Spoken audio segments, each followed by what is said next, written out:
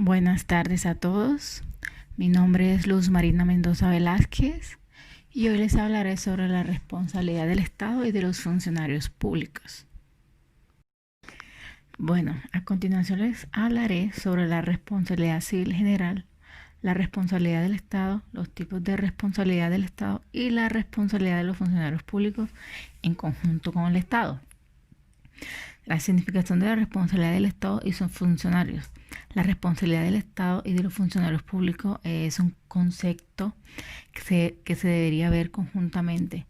Esto debido a que si el Estado dicta un acto antijurídico y este es impugnado, entonces se debería indemnizar el daño, pero también debería ser indemnizado por parte del funcionario autor del daño. Esto quiere decir que debe existir una responsabilidad civil de los funcionarios públicos para que estos se hagan responsables de los daños cometidos y que no haya impunidad ante estos. La responsabilidad civil en general. Bueno, este término es conocido como la obligación de indemnizar el daño material ilegítimamente causado por culpa o negligencia.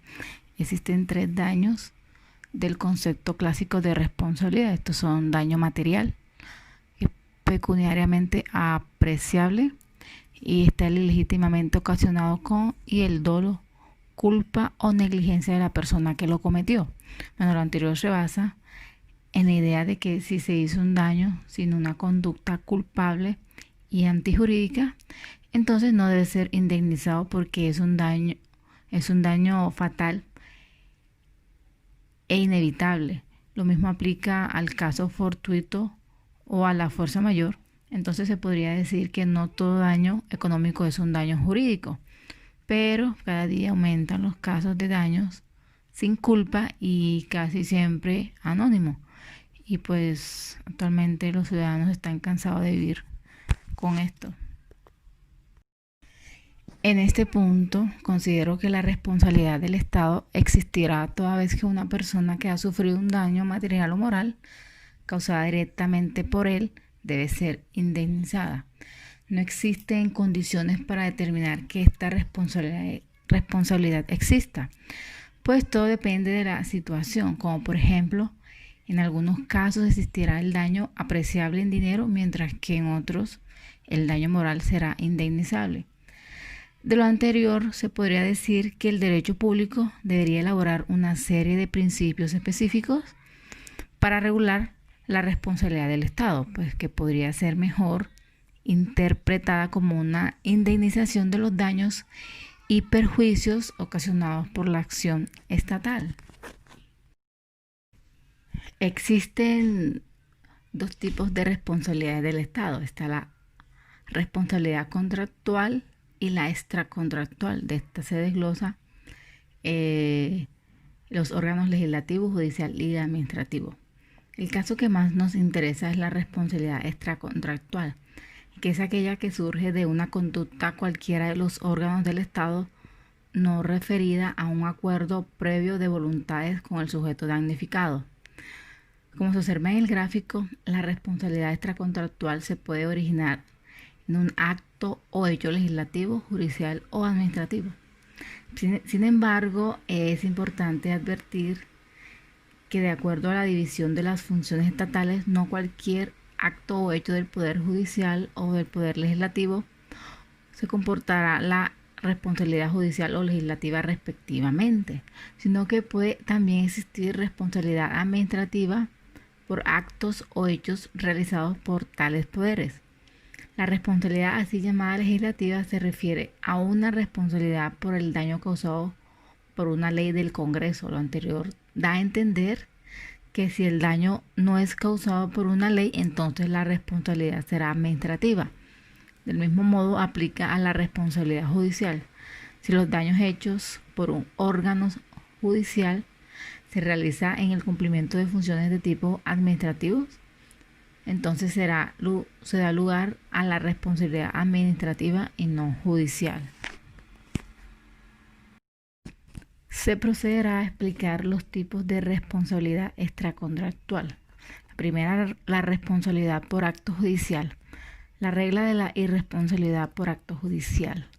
Con respecto a la posible responsabilidad del Estado por actos judiciales, ella se da por ejemplo, en el derecho comparado cuando una persona es condenada en primera instancia y absuelta en última instancia o procesada y detenida, siendo luego liberada definitivamente. En estos casos puede tratarse tanto de una conducta judicial ilegítima, por ejemplo, una sentencia nula por incompetencia, como legítima, culpable o no.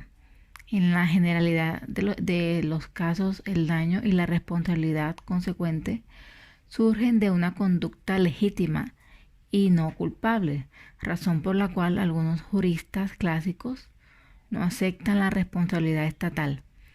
En nuestro derecho, la jurisprudencia no ha aceptado que exista un derecho a indemnización. Segundo, la responsabilidad por acto legislativo. Casos en que se acepta la responsabilidad por acto legislativo. La primera, perjuicio especial. Esta se refiere a un perjuicio que afecta a un individuo de manera desigual y desproporcionada. Cuando el perjuicio se traduce en un daño material, habrá que hacer un sacrificio especial que debe indemnizarse. Segundo, el enriquecimiento sin causa.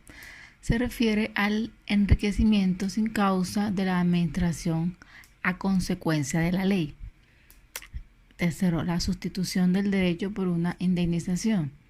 Se refiere a que una ley puede ser sustituida por una indemnización, es decir, que la lesión del derecho efectuada por la ley quedará compensada, no con la declaración de inconstitucionalidad de la misma, sino con la reparación monetaria del perjuicio.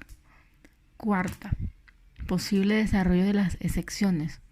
Una excepción podría ser el enriquecimiento sin causa a resuelta de la actividad legislativa. La responsabilidad por la ley inconstitucional.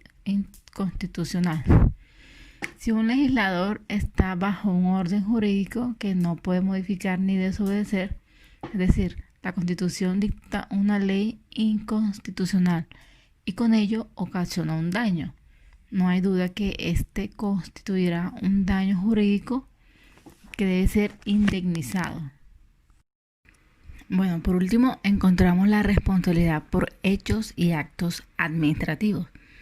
Esta responsabilidad es la causa más frecuente de daños. Dentro de los problemas relacionados con la aplicación de la responsabilidad extracontractual en hechos y actos administrativos, se encuentra la aplicación de normas del Código Civil. Por ejemplo, que el Estado actúe culposamente a través de la conducta de sus órganos. Por lo tanto, puede dar lugar a responsabilidad por parte del Estado. Existen criterios de distinción entre responsabilidad directa e indirecta del Estado. Encontramos la distinción por funcionarios o empleados. Varios autores distinguen entre funcionarios y empleados. Estos aseguran que existirá responsabilidad directa del Estado cuando actúa un órgano, es decir, funcionario suyo, o indirecta cuando actúa un independiente, es decir, un empleado. Sin embargo, la jurisprudencia nunca se ha definido claramente sobre el punto. Pareciera que esta es en el fondo la idea que a veces quiere dar a entender, pero precisamente porque el punto no está claramente definido, es necesario analizar la corrección de este criterio.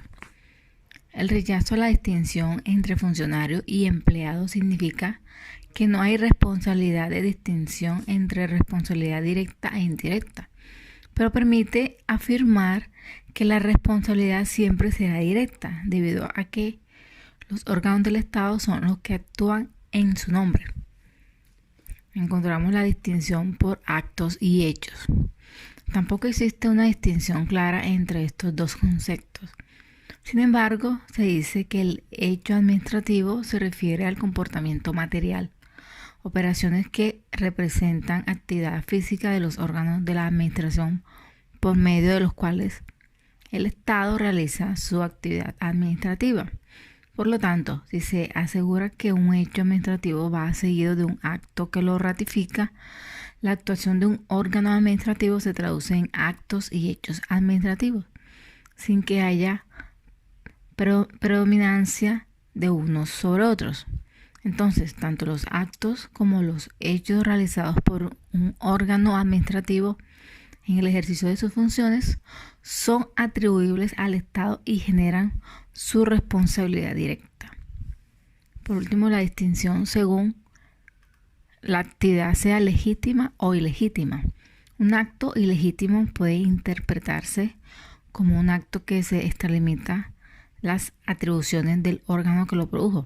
Sin embargo, mantiene su condición de acto administrativo y no se transforma en un acto personal de la gente que lo dicta. Tanto los actos legítimos como los ilegítimos pueden ser propios del Estado y compromete su responsabilidad directa cuando han sido realizados dentro del ejercicio aparente de la función encomendada a la gente del Estado. Conclusiones. La responsabilidad del Estado no funciona según los cánones clásicos de la responsabilidad civil, antijuridicidad, daño o culpa, pues en algunos casos responde a pesar de que su acción sea legítima y en otros a pesar de no existir culpa. El funcionario público es también responsable civilmente por los daños realizados en el ejercicio de la función, pero en la práctica su responsabilidad no se hace efectiva. Por tanto, los interesados demandan solamente al Estado, obteniendo de tal modo la compensación de sus daños. El Estado, por su parte, no siempre reclama de sus agentes por los daños cometidos. Es por esto que la responsabilidad debe recaer tanto en el Estado como en el funcionario, porque es necesario que a los funcionarios se les debe fijar límites a su negligencia y arbitrariedad. La responsabilidad del Estado por los hechos y actos de sus agentes es siempre directa, pues todos estos son órganos suyos y por lo tanto sus actos y hechos se imputan directamente al ente al cual pertenecen. No hay en principio responsabilidad por acto legislativo. Sin embargo, ese principio sufre excepción cuando la ley produce un perjuicio especial, cuando origina un enriquecimiento sin causa para la administración, cuando sustituye un derecho garantizando constitucionalmente por una indemnización y cuando es inconstitucional. Por último, tanto la actividad legítima como la ilegítima son imputables al Estado. Gracias.